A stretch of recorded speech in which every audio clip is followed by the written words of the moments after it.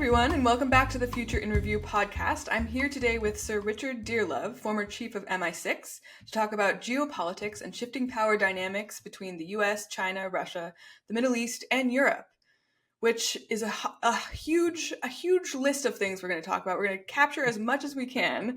Sir Richard, welcome back to the podcast. It's great to see you again. Yeah, Berit, it's great to be with you, and I'm excited about having another session with your probing questions. I think we're gonna have a good time. I mean, the nice thing about the conversations that we have is that we tend to we don't agree about everything, but we have a general, I think, shared perspective on what's going on in the world that helps us to have some more advanced conversations than you might find in your average media.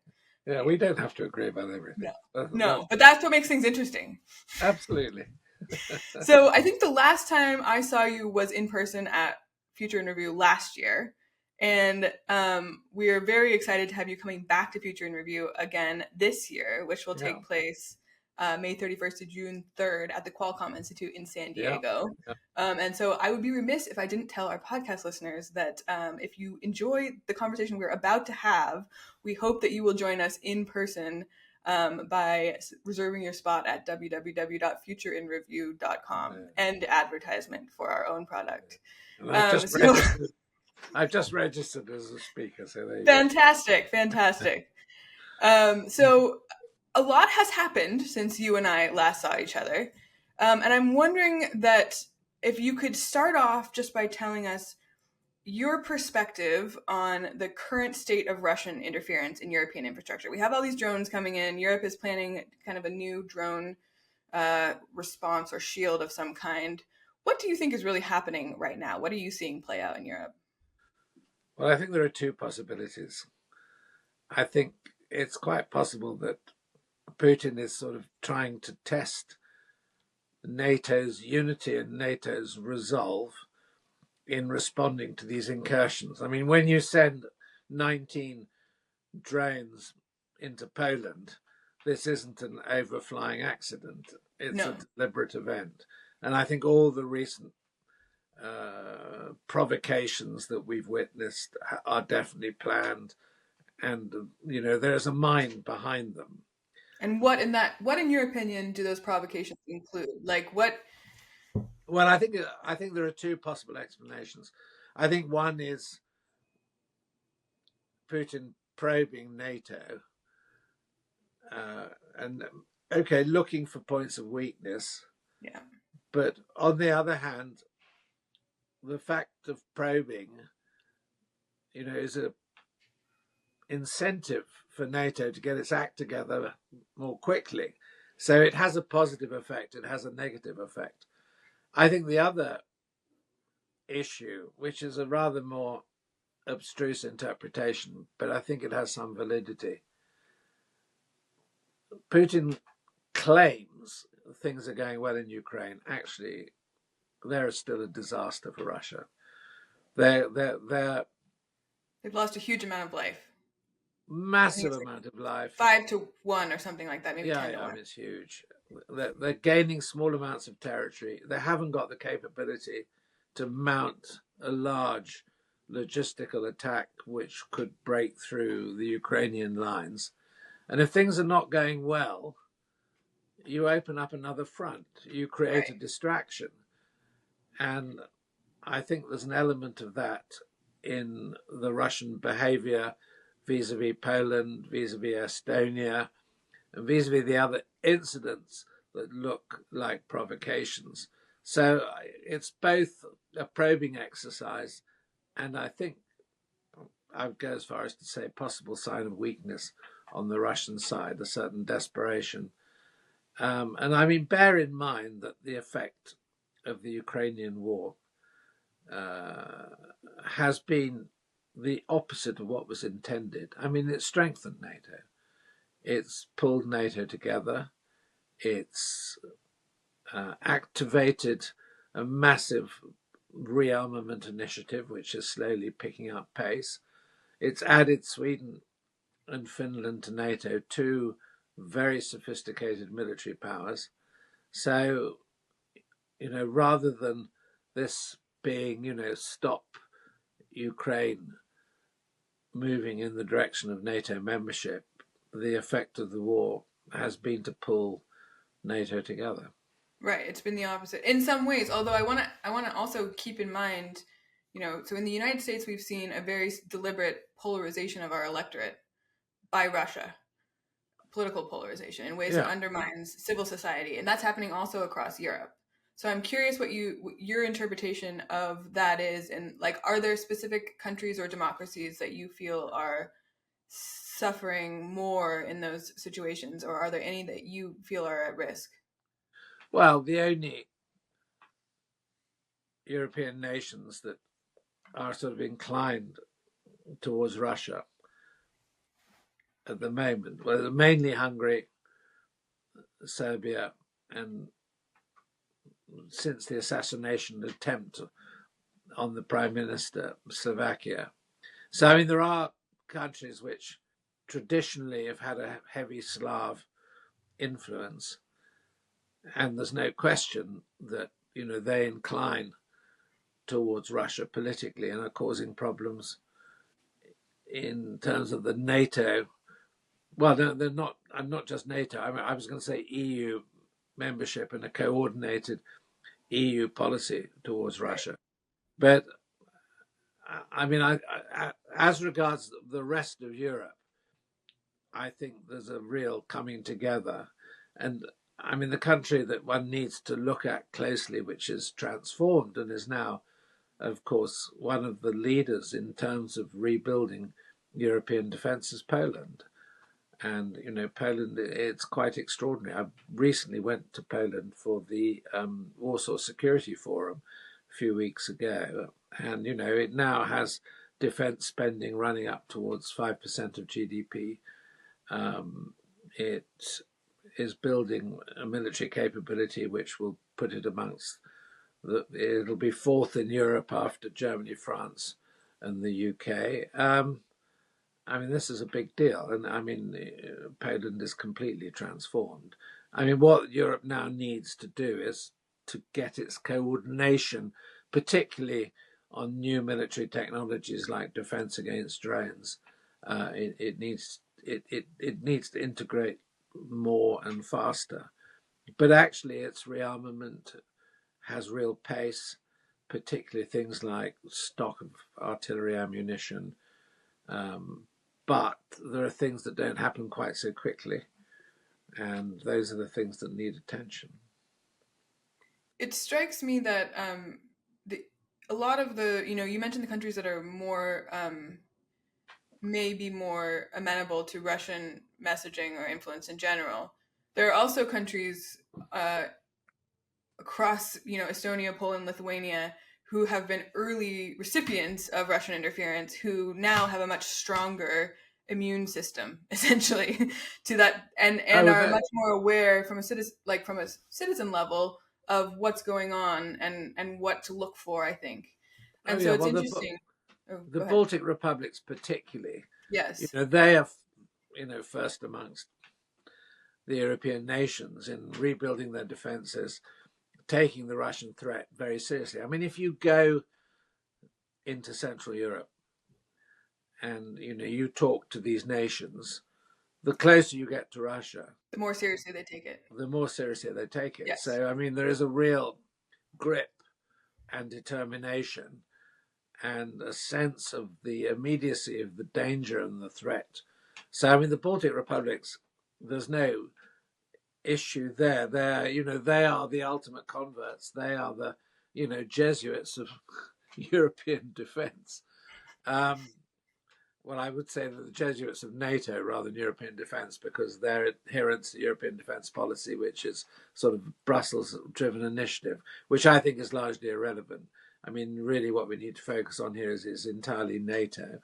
And of course, you've got British and German troops significantly deployed in some of the Baltic republics. So, no, it's not an issue there. They're there, and they already have call up for national service for young people. I mean, they're right at the front edge now of taking these issues very, very seriously.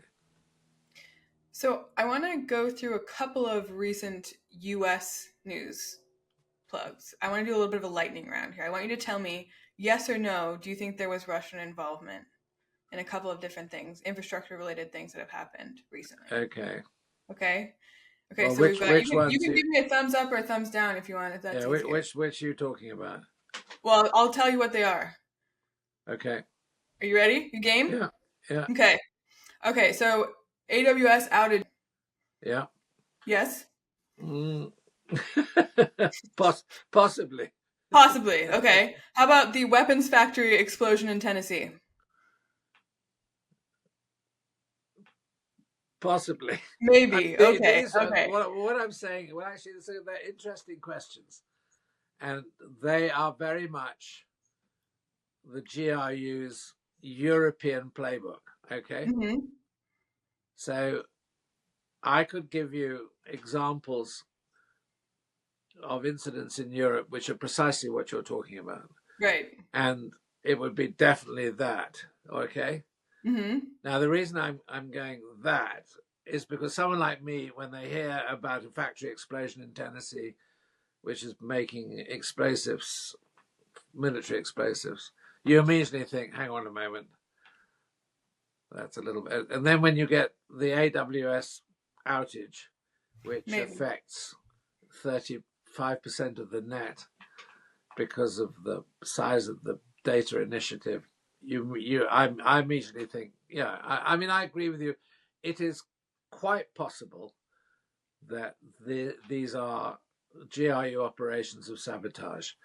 But the reason I'm hesitating to give you a complete thumbs up is because I haven't seen the evidence that they are. Right. Right. But they would fit within Russia's strategy. They fit Which is exactly in part the. of why I'm asked. I don't have evidence one way or the other. I'm just curious if They fit in the playbook. yes. And you And know, so they one fit thing. in the. Well, put it like this. This is actually an important point. They fit in the European playbook. There are tons of examples now which are completely proven in Europe, including the UK, of Russian sabotage operations. So, grey conflict is alive Mhm. and well and being driven mainly by GRU, Russian military intelligence.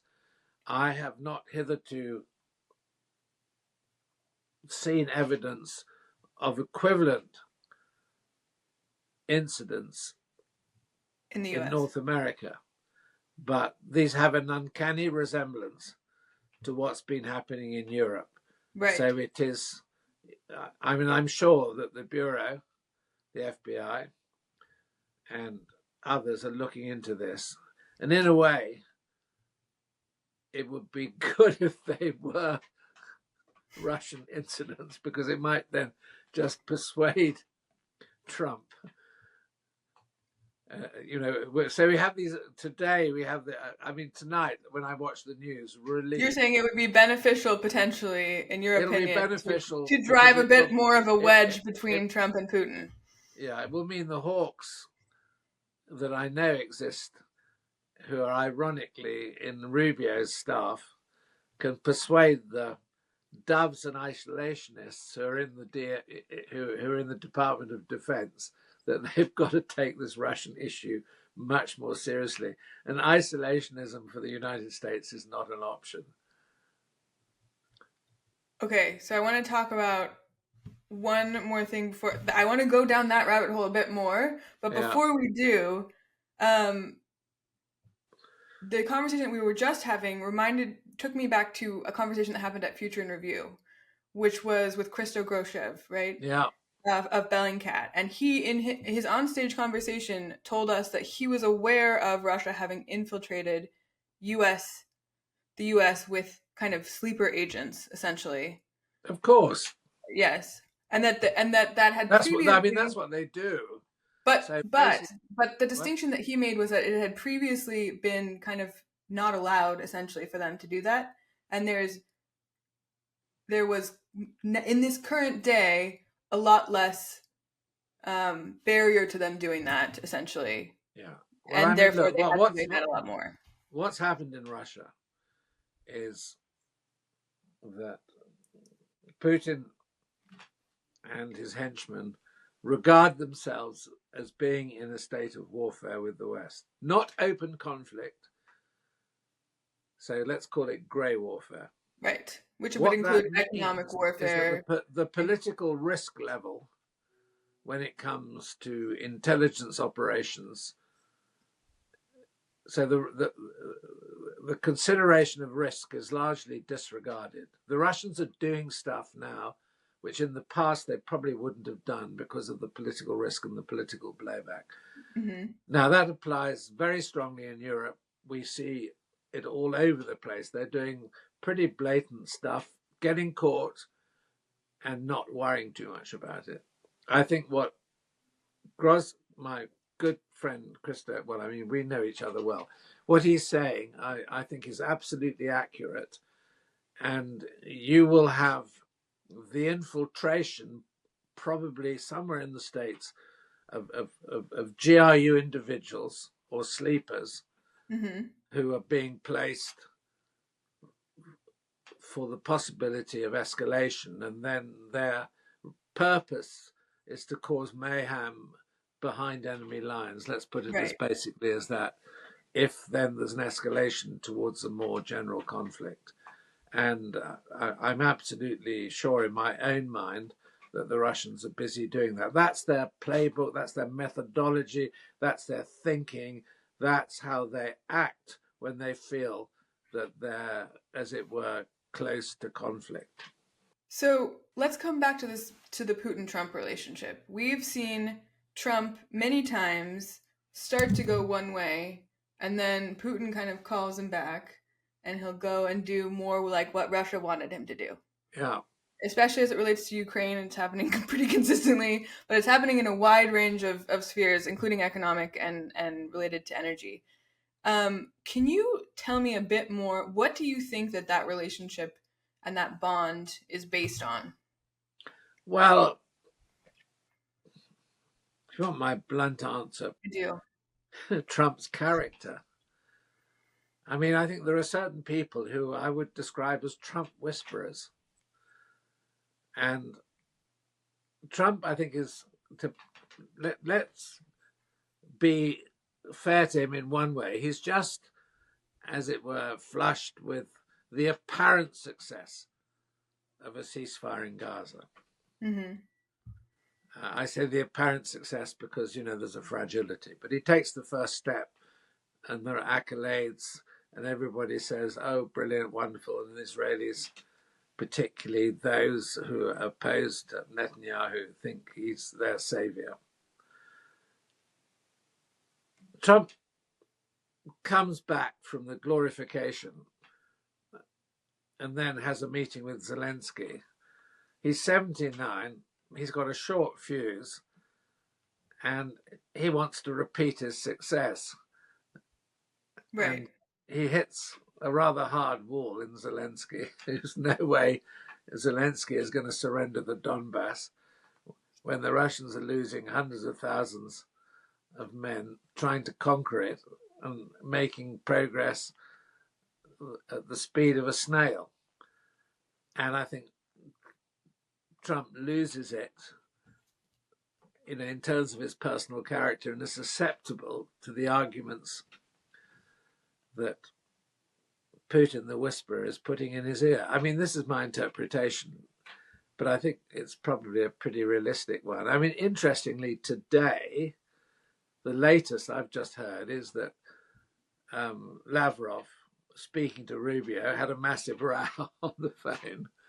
Yes, and they've just all backed away from the re-engagement. Yeah, the meeting in Hungary is off, thank God. Yeah. And they're probably sitting in the White House now talking about tomahawks again.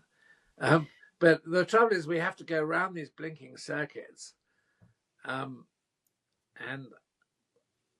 what Trump doesn't seem to accept, and I'd love to try to persuade him,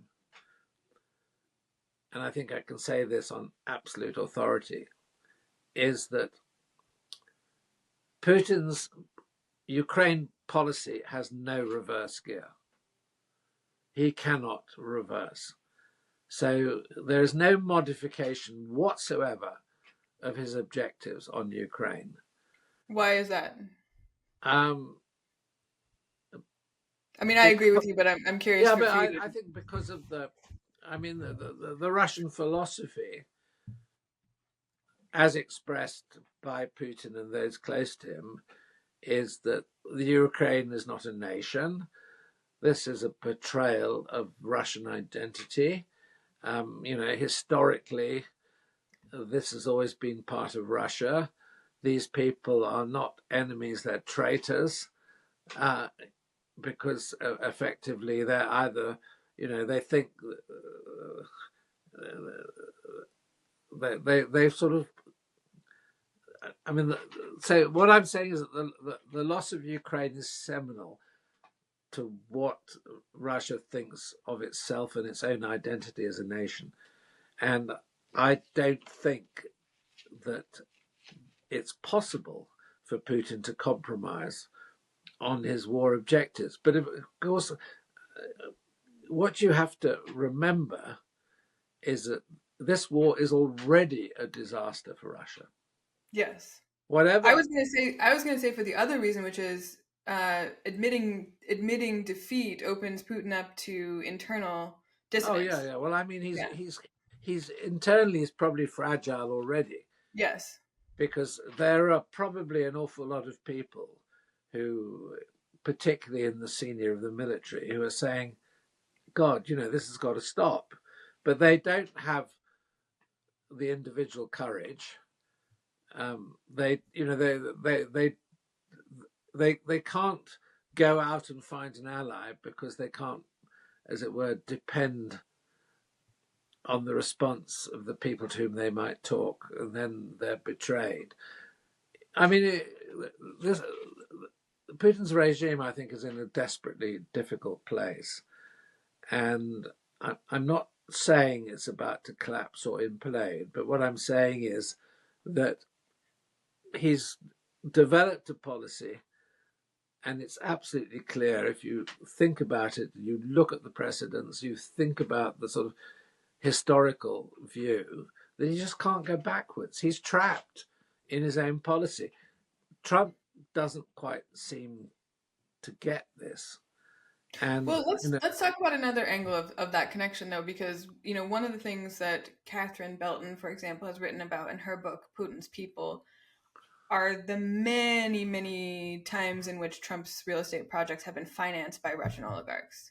And so I guess there's a question that I think not enough people in the United States are asking right now, which is, does Trump even have the leverage to say no in those well, I see situations? what you mean. Look, there's no question that Trump's business affairs, if you go back in time, were complicated by Russian money. But is he a Manchurian candidate? No, I'm sure he isn't. I mean, I don't go in for conspiracy theories, but I think he has enough of a emotional attachment to his past dealings with Russia, which probably influences his judgment. But I think every time this happens, I mean, like the Alaska meeting, it's a disaster, because Mm-hmm. Trump just goes back. Sorry, I mean, Putin just goes back to Russia and goes on bombarding the civilian population. And, in terms of Western values, and Trump can't completely abandon the fact that he represents Western values, this is unacceptable. And I think that the latest, okay, the Trump whisperer, the Trump whisperers, Putin in this case, has a short-term impact on him. But we do have an alternative whisperer, who is President Stubb of Finland. And the most recent interview I heard with Stubb on the BBC was the most brilliant sort of explanation and expose of this whole situation. And I wouldn't be at all surprised after this bust up, supposedly, that happened the day before yesterday in the Yeah. White House with Zelensky. The next person on the phone was Stubb. And the fact that the meeting in Hungary has been cancelled is that the other whisperer The other whisperer was there. has got Trump back on course. And I mean, it may well be that we are progressing slowly in the direction of tomahawks. And certainly when these bust ups happen, the European reaction is look, I mean, the big issue in Europe is to release this in sanctioned Russian money, which is huge amount of funds, which needs to be released, and they will. Right. I'm pretty sure that will be released eventually, and it's more than all the money hitherto. Now, when you say released, I just saw an article today about it being released to Ukraine or loaned to Ukraine. Well, it would be a loan to Ukraine, but it's 100 and what is it, 140 billion? I can't remember. It's massive. It's a lot, and I think it's sufficient to be a game changer, depending to an extent. And I mean, I think that within Rubio's group, National Security Advisor, they are mainly hawks, and they are discussing various alternatives of weapon systems, which won't win the conflict for Ukraine, but they will definitely constrain Russia and stop Russia's advance, and I think probably would bring Russia to the negotiating table. And I mean, the likely outcome is a frozen conflict, but no concession of territory by the Ukrainians, which isn't currently occupied by the Russians. Then right. You have a frozen conflict, which will be a sort of ceasefire, and then maybe certain security guarantees, the most important one being aerial cover for the Ukrainian military. Okay, let's talk about China. The other. Do you have a few more minutes? You're really putting me through the mincer, Berit. Okay. Hopefully not the mincer. I mean, I'm really enjoying the conversation. We're just talking about all of the, casual topics. We only talk about important things on this podcast. So if it's not of geopolitical import, it's not on the podcast. So I'm curious. So we talked about Russian infrastructure attacks. What, in your opinion, is the current Chinese approach to warfare? And I mean that in a broad sense. Like, what are you seeing them play out economically and? Well, China's means of conflict is economic, scientific, and technical, and it is not about military confrontation. Right. They try to avoid it as much as possible. Yeah, so I think that China is a mercantile nation, and it sees its challenge to the West through the optic of economic warfare, economic dominance, and its playbook essentially is steal technology, subsidize its development, and then go for dumping in terms of cheap selling, gain control of the global market, and then create dependencies, particularly in areas of critical national infrastructure or anything that fundamentally affects. So, I mean, the Chinese have followed this playbook pretty successfully, and I think the front line for them now is in the area of contesting the development of science and technology. But I think that China has one thundering fundamental weakness, which is demographics and an aging population and a declining workforce. This is why we go with all the robots. Well, if they can solve the problem with robots, but I'm not sure that they can. And I'm not saying they can solve it. I'm just saying that is how. Yeah, but I mean, China's that they're using. And unless China allows mass immigration, which isn't exactly how the Chinese Communist Party see the future of China, Okay, this is a slow burn problem, but it's a massive problem. And of course, the other issue, is the vulnerability of the Chinese economy and Right. what impact, sort of tariff restrictions would have on China. I mean, my understanding is that if you take the US economy, 70% of GDP is domestic consumption.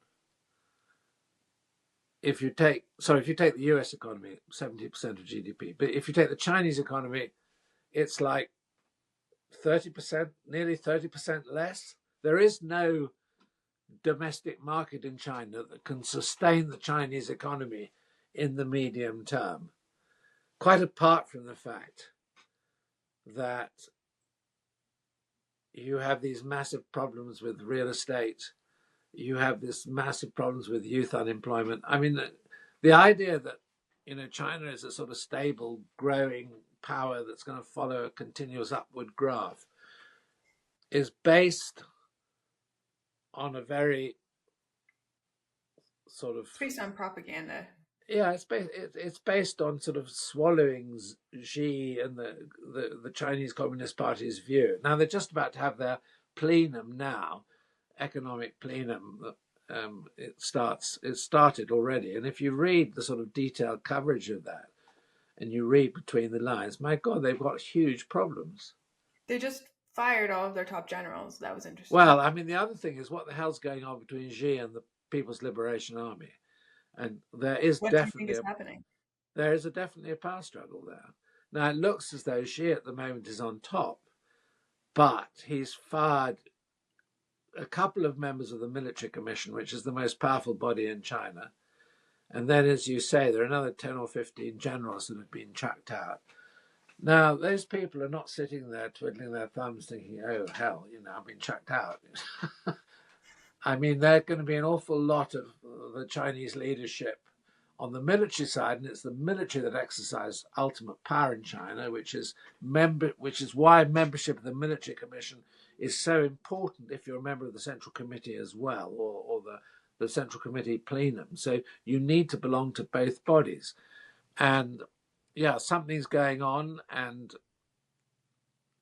we don't know the seriousness. I mean, maybe my old service, maybe CIA do understand the seriousness of what's going on, but there is a power struggle that is going on as we speak, and we may suddenly see some crisis in China because of that. Now, one of the things you mentioned, China hates direct military conflict. Yeah. That they try to avoid it at all costs, and Yeah. I completely agree with that. What they do not try to avoid, and what they're very good at, is cultural influence and espionage influence, specifically in the tech spaces, but also in the political spaces of Western democracies. In the UK, we've seen that recently with these two spies who've just had charges dropped against them. Yeah, I've been doing interviews 10 a penny for the British Yeah. media on this particular case, so I do know quite a lot about it. I mean, it's an outrage. What happened there? Well, I think all right. So the original arrests and charge were done under the previous government. So the Conservative government, Rishi Sunak was Prime Minister. If you read, and then for the prosecution, they needed this gets a little bit complicated legally, but under the 1911 Official Secrets Act, the government needed a statement that China was a threat to national security. Right. Now, the deputy national security advisor. Did they not call you for that statement? Well, they could have called me, but they didn't. But this was supposedly written by a guy, a civil servant, not a political appointee. He was the deputy national security advisor. He produced 3 statements. One dates from the period when Rishi Sunak was prime minister, and it's absolutely clear that he says China's a threat to national security. The 2 subsequent ones are written under the Labour government, and the director of public prosecutions, the DPP, who is the government sort of legal eagle for these prosecutions, felt that the two subsequent statements were not strong enough to proceed with the case, and they were obviously written on the instructions of somebody, mitigating the first statement. Now, it's Somebody who completely. wanted to do a business But deal. I mean, and what the director of public prosecution, DPP we call him, said was that he only had a 95% certainty in terms of witness statements to proceed with the prosecution, which is under an old piece of legislation because that's when the offence happened. It's since been replaced by by a much more updated um, statute. But I mean, look, the whole thing is actually ridiculous. I mean, I'm describing to you the detail and the Yes, complexity. the legally is behind it. This is all sort of legally dancing on the head of a pin, This is sort of legal theology almost.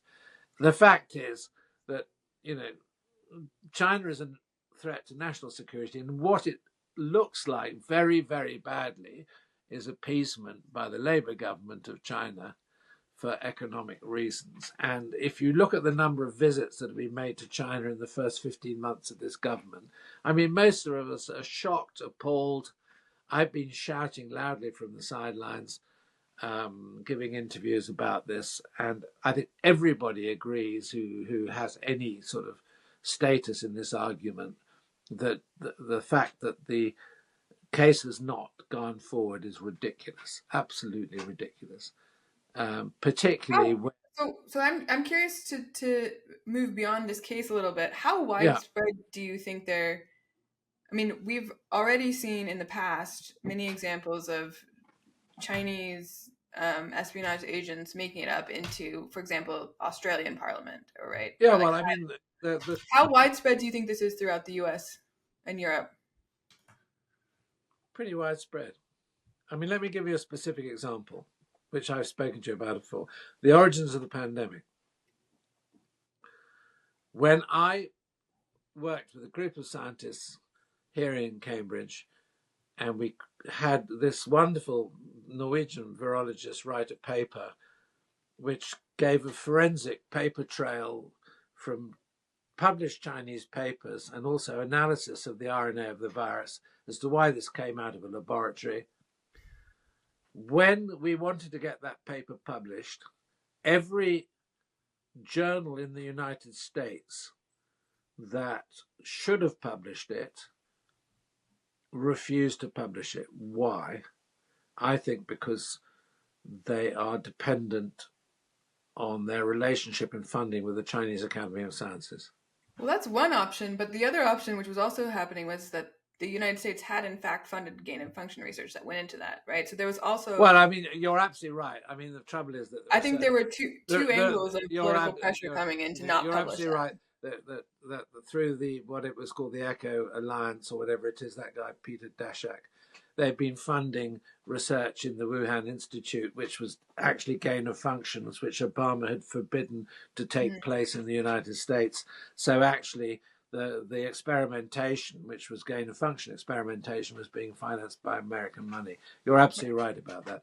But I mean, it's a very, very good example of China's penetration of the scientific community and its penetration of universities, and its penetration of academia. And we are suffering pretty badly from that here in the UK. And there are a number of us who are making ourselves very unpopular because we're shouting loudly and talking about this, and we're not prepared to, as it were, mitigate what we're saying.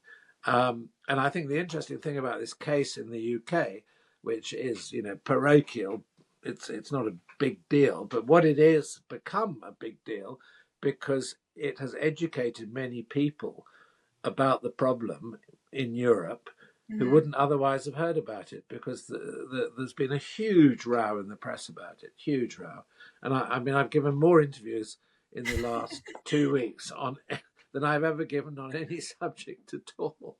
Well, and I think, to that, the other reason I think it's been so popular is because the papers were released which explained what they were accused of, which were the accusations were, oh, you took money to tell us what the British government thought of Yeah. a potential invasion of Taiwan. They were not like, oh, you accidentally gave us a thumb Oh drive. no, no, no. It And was I like mean, specifically.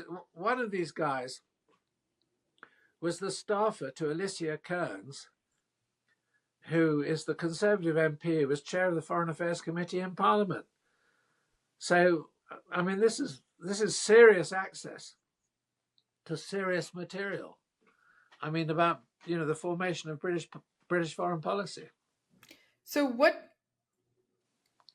Let's look ahead for a moment. I think you and I are on the same page about the level of incursion into academia, government, uh, science and tech and innovation spaces all over.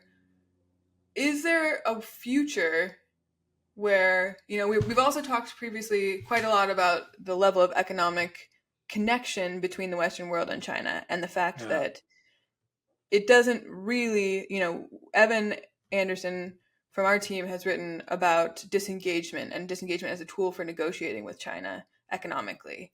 I'm curious what you think would be a good path forward to both push back on some of this, but also, are there areas, for example, solar panels, renewable energy, where the entire world really needs to make that transition quickly, that could act as a pathway to a new type of relationship with China?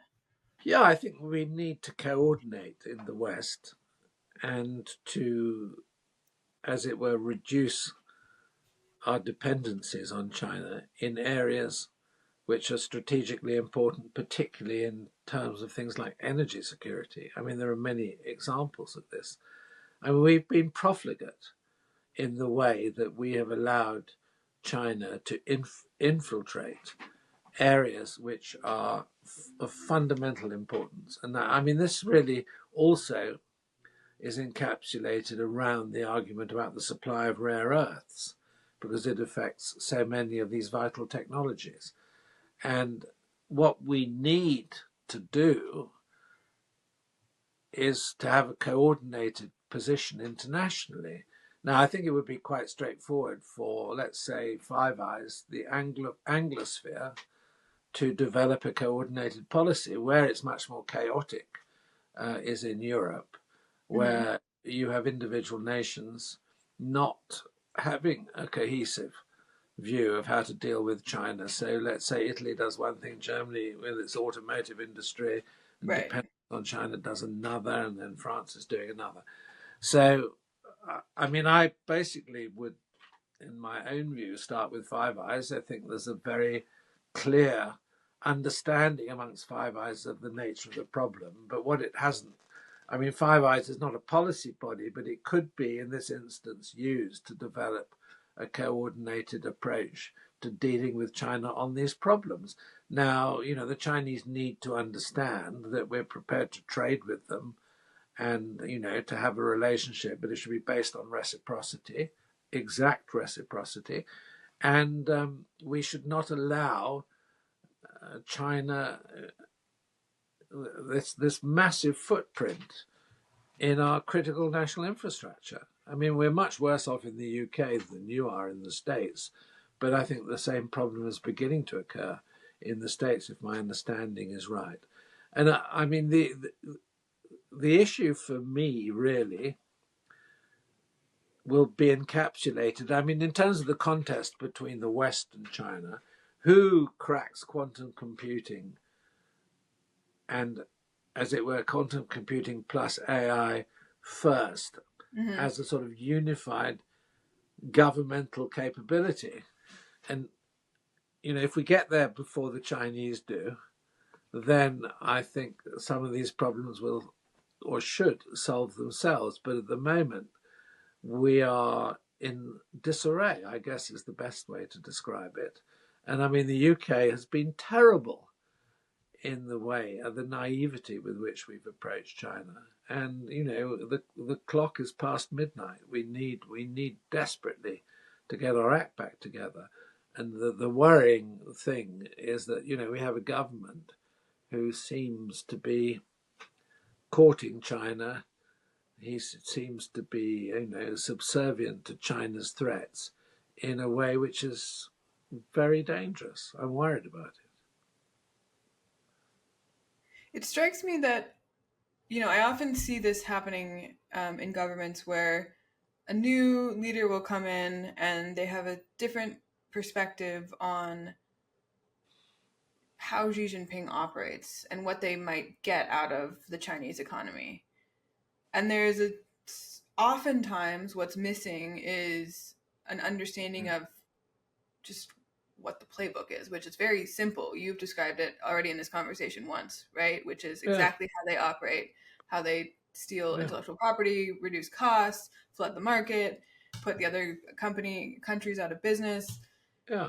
And why does that gap exist so much? I mean, I know this is an impossible question to answer because it's a question about human nature and about communication. And well, I mean, I think we've had politicians who just didn't get it. I mean, look at the worst offenders in the UK was when Cameron and Prime Minister with George Osborne as his Chancellor, and they go swanning off to China, and they're completely seduced into the idea of the UK being China's chosen, economic partner. I mean, totally, utterly. This is happening in the US with NVIDIA right now, right? Yeah. NVIDIA suddenly wants to give all of their chips to China because they're so worried that they're just about to be cut off from the Chinese market. Yeah, well, the government should be taking the toughest of lines and saying nothing strategic to the Chinese economy, and it needs to draw a clear line. And we have experience. I mean, Comic-Con during the Cold War, there was a whole regime that stopped Western technology being exported to the Soviet Union and its allies, and it worked pretty damned effectively. We've done it before, we can do it again, but people have woken up to this problem. I mean, there was this benign concept of China, admittedly pre-Xi Jinping, that as China became richer, it would become more democratic. I mean, God, how naive can you be? And I mean, look what's happened. I think Hong Kong is really important here and interesting, because Hong Kong was democratic, and the joint declaration, guaranteed a certain democracy to Hong Kong, and all these young Chinese were desperately enthusiastic about their democracy. And what now they're all in exile. Terrified of was this virus being injected backways from Hong Kong into China. So, they reneged on the whole damned agreement and destroyed democracy in Hong Kong. Okay, we get the benefit of all these wonderful, brilliant, entrepreneurial young Hong Kong Chinese. Where do they come to? They're all in the UK now, starting up businesses and, behaving as valuable economic performers. Well, Sir Richard, it's late where you are. I very much appreciate all of the time that we've spent talking today. I could talk to you for probably another 5 hours, but I think we can do a second podcast. I'm quite happy to do another podcast with you. Awesome. Well, as soon as a few more million things happen in international politics in the next 3 months, we'll bring you back in. We would love to have you back anytime. Yeah, Berit, you're great, and I love talking to you, and it's great fun. It is. And thank you so much for being here. So I hope your listeners will really listen to what we've got to say, because I do too. I always hope that. They need to be educated about these things. It's really, really important. Well, thank you for all the work that you're doing out in the world. And Sir Richard, you also have your own podcast called One Decision. I do. One Decision. Which I highly recommend people listen to if they're interested to hear more of you. Thanks for that. Thank you so much. Have a wonderful rest of your evening. I know it's very late where you are, and thank you for taking the time to be with us here today. A real pleasure. Thanks, Berit. All the best.